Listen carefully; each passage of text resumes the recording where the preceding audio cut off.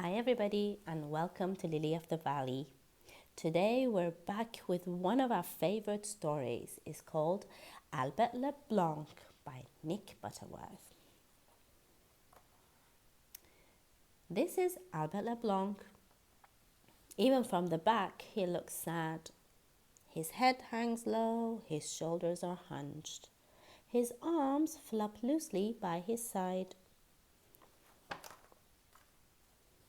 From the front, Albert Le Blanc looks very sad indeed. He has the saddest eyes you ever saw, which is strange because Albert Le Blanc... But wait, let me tell this story from the very beginning. Albert Le Blanc by Nick Butterworth. When Albert Le Blanc first appeared, sitting all by himself in Mr. Jolly's toy shop, the other toys could only stare. He did look so sad. Poor love, said Sally the hippo. We must try and cheer him up. You could do your funny dancing, said Toby the cat. That would make him laugh. My dancing is not funny, said Sally. It's beautiful and artistic. The other toys looked at each other and tried not to smile. I know a joke, said a little mouse called Pickle, but I can't remember the funny bit at the end. Everyone agreed that this could make the joke a lot less funny. It might even make it not funny at all. Pickle flopped down and stared at the floor. It was then that Jack-in-a-Box, who at that moment was not in his box, had an idea. Why don't we all try very hard to think of something happy and funny? Something to cheer up a very sad bear. Then we could put all our things together and make a show. It was a good idea. Everybody thought so. At first, the toys sat quietly thinking. What could they say? What could they do? Something happy. Something funny. Maurice, the steam engine, let off a little steam as he tried to think. Lizzie, the humming top, hummed to herself as she thought. I've remembered my joke, squeaked Pickle suddenly. Shh, dear, said Sally. I'm getting an idea. All at once, it seemed that the other toys were getting ideas too. Toby began to snigger and Jack-in-a-Box started to chuckle. Sally began to titter and went off to borrow a hat and to find some face paints.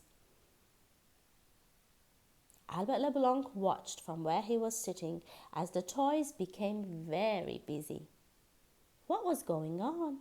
What were they up to? Albert Le Blanc did not have to wait very long to find out. Sally was the first to introduce herself. Good evening, she said with a bow. I'm Sally, hippopotamus and ballerina. This evening, we, the toys of Mr. Jolly's toy shop, will present a happy and entertaining treat, especially to cheer, amuse, and tickle the funny bone of a very sad bear. Albert Le Blanc looked puzzled. I'm very pleased to meet you, he said. My name is Albert Le Blanc. I'm from France, but please let me say, you must not think that I am. But Albert Le Blanc was not allowed to say. Silence, please, for Miss Pickle. The hippopotamus boomed loudly. Pickle came and stood nervously in front of a large, sad-looking bear. She shuffled her feet and cleared her throat. But no words came. Whatever Pickle had remembered earlier, she had suddenly forgotten again. I can't remember my joke, she said, and she flopped down again and stared at the floor. Never mind, said Albert kindly.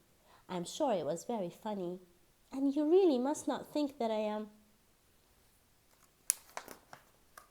But at that moment, with a twang and a zing, Jack-in-a-Box sprang out of his box. He bounced up and down in front of Albert LeBlanc, and as he did, he began to sing. I bounce with a boing, I bounce with a poing, and while I'm bouncing, I'm singing this song. Be careful, dear, said Sally. But Jack was enjoying himself. He bounced even higher. I like to bounce high as the sky. Sometimes when I'm bouncing, I'm sure I could fly. Thump. Poor Jack. He bounced so high, he bumped his head on a shelf. He fell in a tangled heap in front of Albert. Slight technical problem, mumbled Jack as he tried to untie the knot which he had accidentally tied in his long body. Albert hid his face in his paws. Please do not worry, he said. You really, really must not think that I am. But once again, Sally did not let him finish.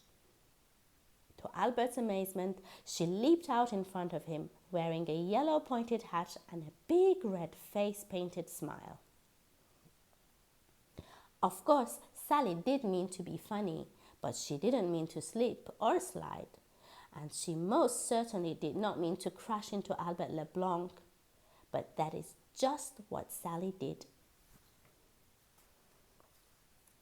Together, the bear and the hippopotamus landed in a confused heap. From underneath Sally, Albert LeBlanc let out a great roar. Please, he shouted, I keep trying to tell you, I am not unhappy. There was silence as Sally and Albert struggled to get up. Albert went on. I'm not sad at all. It's just the way I am made. I just happen to have a sad look on my face.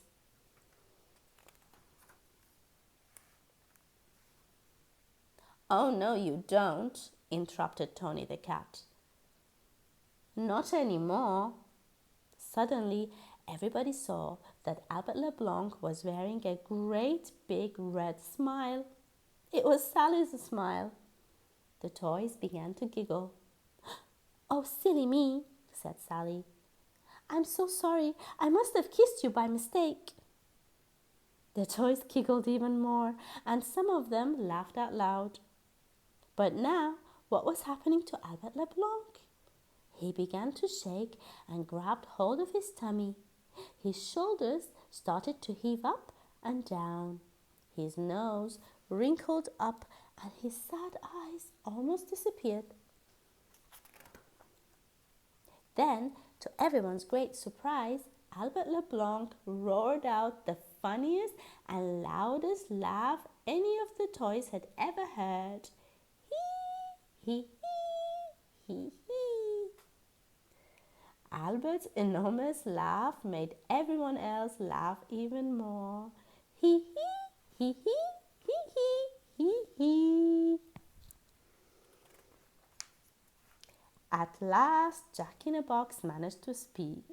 Well, he giggled, who would have thought that a little kiss could put such a big smile on someone's face? Everybody laughed again, but the biggest, deepest, loudest and funniest laugh of all came from a sad-looking bear called Albert LeBlanc. And that is the end. Thank you and see you next time. Bye-bye.